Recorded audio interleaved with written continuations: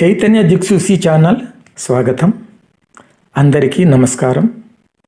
గత వారం private hospitals రోగుల బాధల గురించి తెలుసుకున్నాం. ఈ వారం రోగుల ఔషధ కంపెనీలు మాయాజాలం గురించి తెలుసుకుందాం.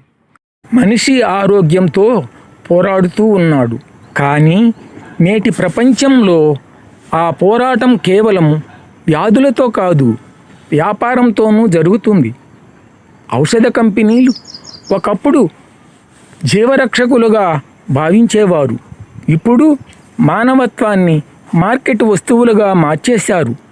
మనిషి ఆరోగ్యం ఒక హక్కు, కానీ అది ఇప్పుడు ధరల కింద నలిగిపోతుంది. ఒక కొత్త మందు వస్తుంది, అది ఎంతమంది ప్రాణాలు కాపాడుతుందో కంటే ఎంత బిలియన్లు సంపాదిస్తుందో అన్నదే వార్త. డాక్టర్లు, హాస్పిటళ్ళు, ఫార్మసీలు చాలామంది నిజాయితీగా ఉన్నా వ్యవస్థ మాత్రం కమిషన్ బంధాల్లో చిక్కుకుంది. ఇప్పుడు రోగం ఎందుకు వస్తుందో కాదు, ఎవరు మందు అమ్ముతున్నారో అన్నదే పెద్ద ప్రశ్న. చిన్న జలుబు కూడా ఇప్పుడు కోట్ల మార్కెట్. కొత్త కొత్త పేర్లతో, రంగురంగుల గోళీలతో మన భయాలను వస్తువులుగా మార్చేస్తున్నారు. ఒకప్పుడు మందు మనకు ఆశను ఇచ్చేది, ఇప్పుడు అదే మనల్ని బంధిస్తుంది. ప్రతి గోళీ వెనుక దొంగ ఒప్పందాలు, మార్కెటింగ్ యుక్తులు, లాబీ శక్తులు దాగి ఉన్నాయి.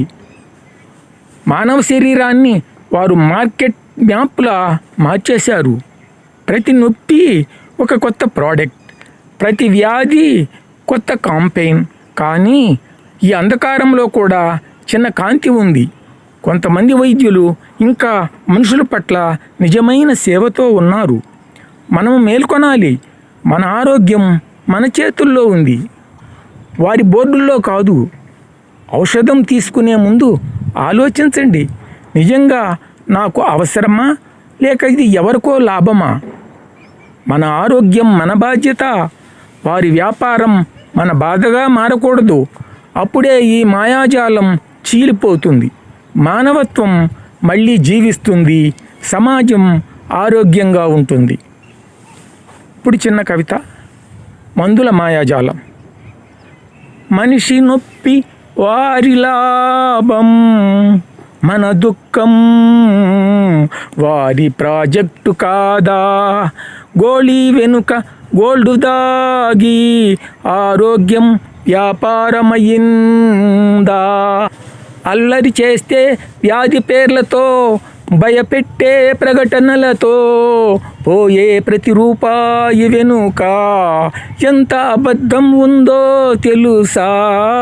వేదనలో మనిషి నిలబడుతుంటే వారికి అది మార్కెట్ చార్టు.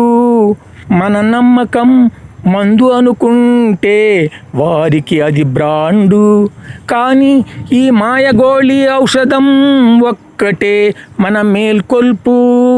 మన అవగాహన నిజమైన వైద్యం, మన అవగాహనే నిజమైన వైద్యం. అది మోసాన్ని నయం చేస్తుంది. నచ్చితే లైక్ చేయండి, కామెంట్స్ పెట్టండి, సబ్స్క్రైబ్ చేసుకోండి.